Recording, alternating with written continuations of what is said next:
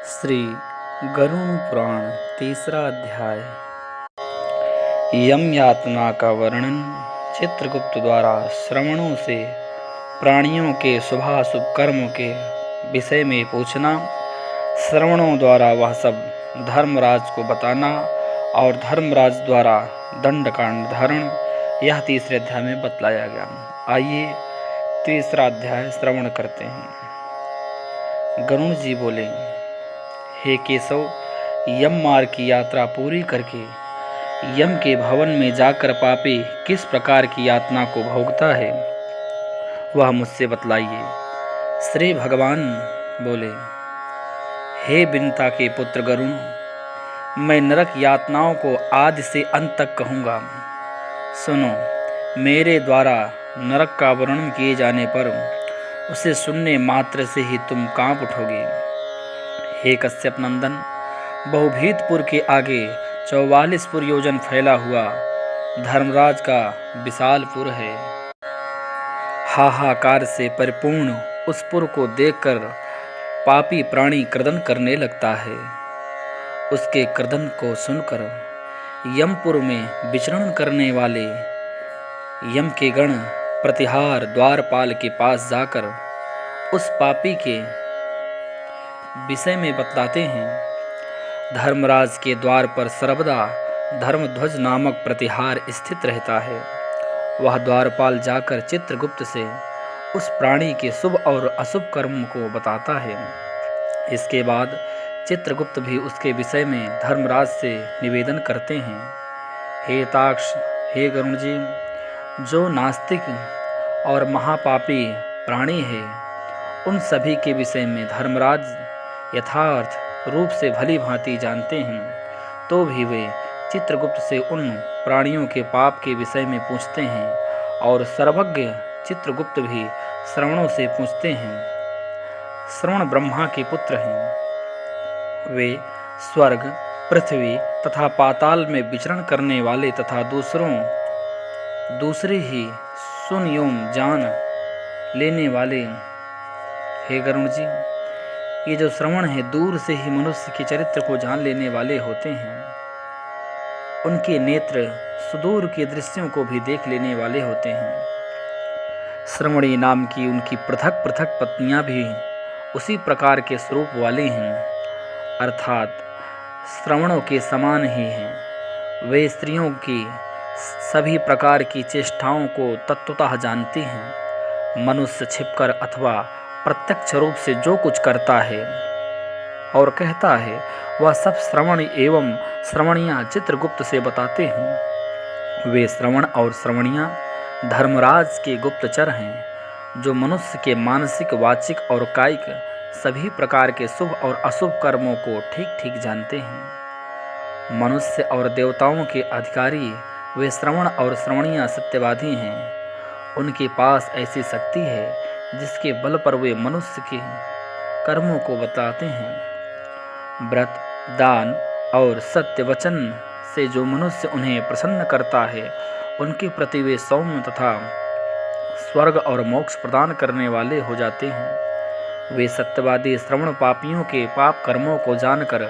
धर्मराज के सम्मुख यथावत कह देने के कारण दुखदायी हो जाते हैं। सूर्य, चंद्रमा, वायु, अग्नि, आकाश, भूमि, जल, हृदय, यम, दिन, रात, दोनों संध्याएं और धर्म, ये मनुष्य के वृत्तांत को जानते हैं। धर्मराज चित्रगुप्त श्रवण और सूर्य आदि मनुष्यों के शरीर में स्थित सभी पाप और पुण्य को पूर्णतः देखते हैं। इस प्रकार पापियों के पाप के विषय में सुनिश्चित जानकारी प्राप्त करके यम उन्हें बुलाकर अपना अत्यंत भयंकर रूप दिखाते हैं।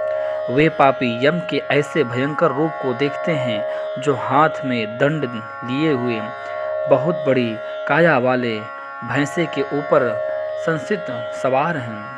प्रलयकालीन मेघ के समान आवाज वाले, काजल के पर्वत के समान बिजली की प्रभा वाले, आयुधों के कारण भयंकर 32 भुजाओं वाले, 3 योजन के लंबे चौड़े विस्तार वाले, बावली के समान गोल नेत्र वाले, बड़ी बड़ी दाढ़ों के कारण भयंकर मुख वाले, लाल लाल आंखों वाले और लंबी नाक वाले हैं। मृत्यु और ज्वर आदि से संयुक्त होने के कारण चित्रगुप्त भी भयावह हैं। यम के समान भयानक सभी दूत उनके समीप पापियों को डराने के लिए गरजते हैं। उन चित्रगुप्त को देखकर भयभीत होकर पापी हाहाकार करने लगता है। दान ना करने वाला वह पापात्मा कांपता है और बार बार विलाप करता है। तब चित्रगुप्त यम की आज्ञा से कर्दन करते हुए और अपने पाप कर्मों के विषय में सोचते हुए उन सभी प्राणियों से कहते हैं, अरे पापियों, दुराचारियों, अहंकारियों से दूषित तुम अविवेकी योनि को क्यों पाप कमाया? काम से, क्रोध तथा पापियों की संगति से जो पाप तुमने किया है वह दुख देने वाला है। फिर हे मूर्ख जनों, तुमने वह पाप कर्म क्यों किया? पूर्व जन्म में तुम लोगों ने जिस प्रकार अत्यंत हर्षपूर्वक पाप कर्मों को किया है उसी प्रकार यातना भी भोगनी चाहिए।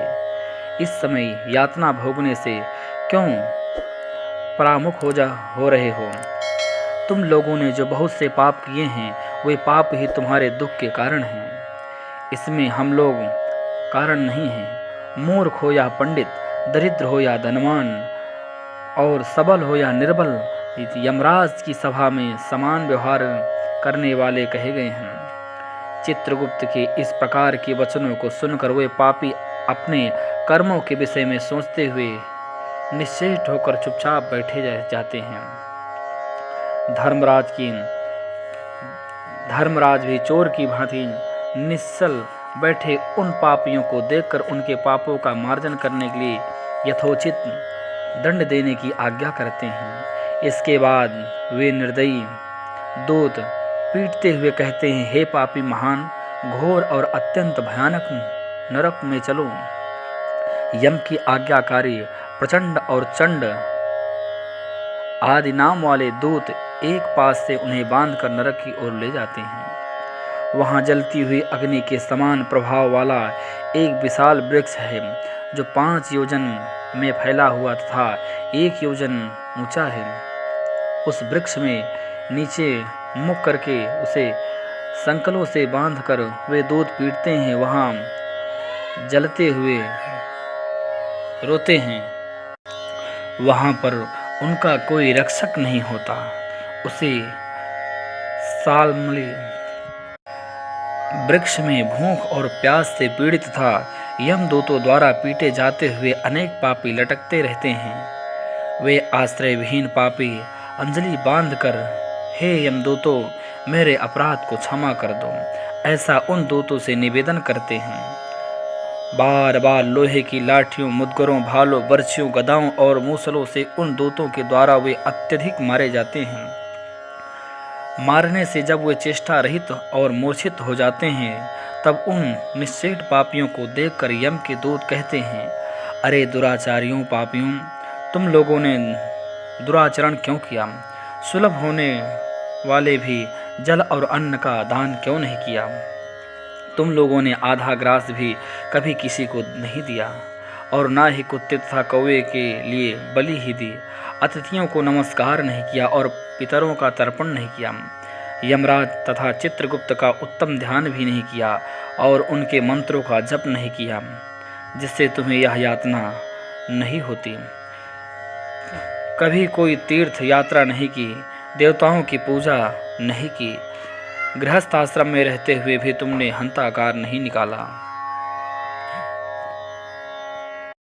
संतों की सेवा नहीं की, इसलिए अब स्वयं किए गए पापों का फल भोगो।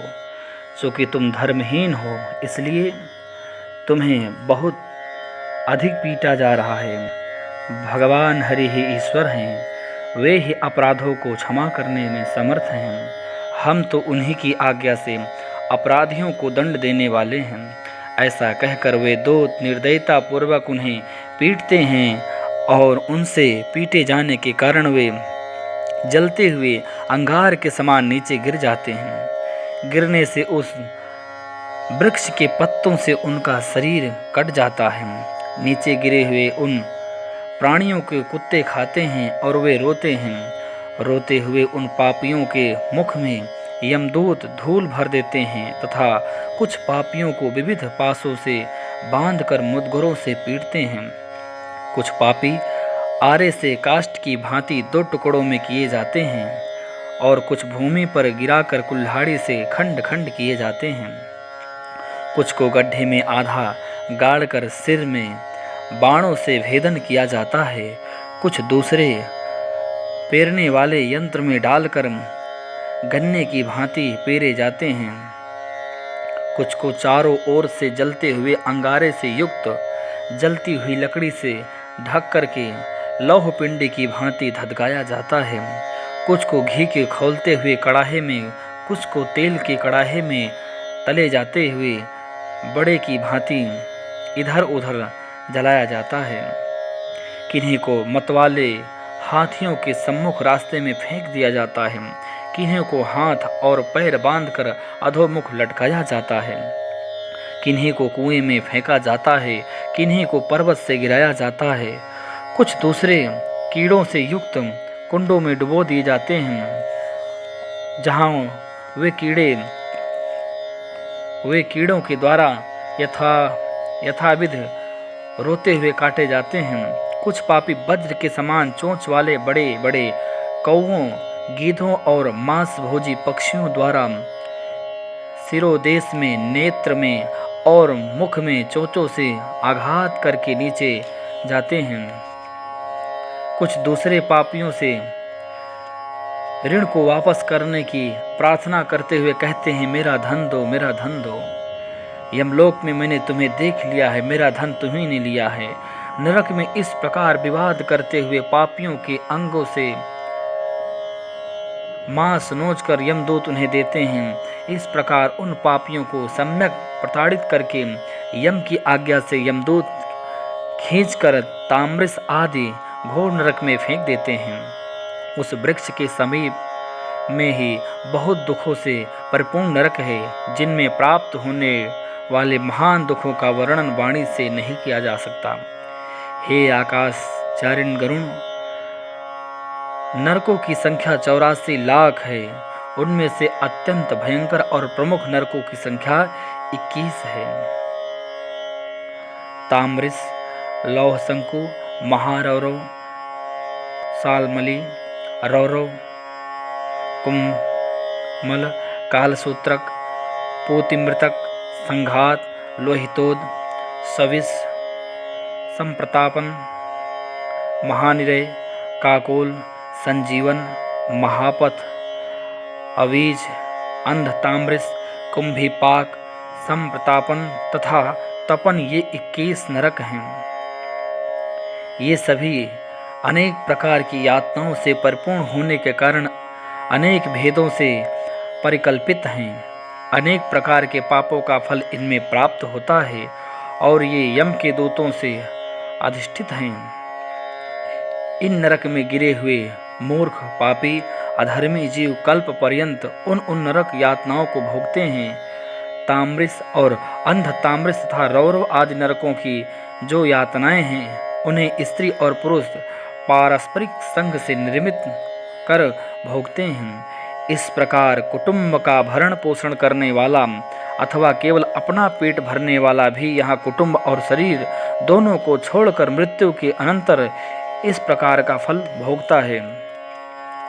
प्राणियों के साथ द्रोह करके भरण पोषण किए गए अपने शरीर को यहीं छोड़कर पाप कर्म रूपी पाथे के साथ पापी अकेला ही अंधकार पूर्ण नरक में जाता है, जिसका द्रव्य चोरी चला गया है।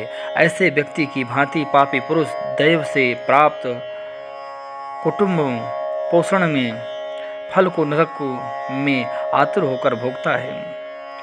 केवल अधर्म से कुटुंब के भरण पोषण के लिए प्रयत्नशील व्यक्ति अंधकार की पराकाष्ठा अंध ताम्रस नरक में जाता है। मनुष्य लोक के नीचे नरकों की जितनी यातनाएं हैं, क्रमशः उनका भोग भोगते हुए वह पापी शुद्ध होकर पुनः इस मृत्यु लोक में जन्म लेता है। इस प्रकार गरुड़ पुराण के अंतर्गत शारदोद्धार में यम यातना निरूपण नामक 3रा अध्याय पूरा हुआ। सभी बंधुओं से आग्रह है, यदि हमारे द्वारा बनाए गए वीडियो आपको पसंद आ रहा हो तो सभी दर्शकों से प्रार्थना है कि वे मेरे चैनल को सब्सक्राइब करें, लाइक करें। श्री हरि श्री हरि श्री हरि।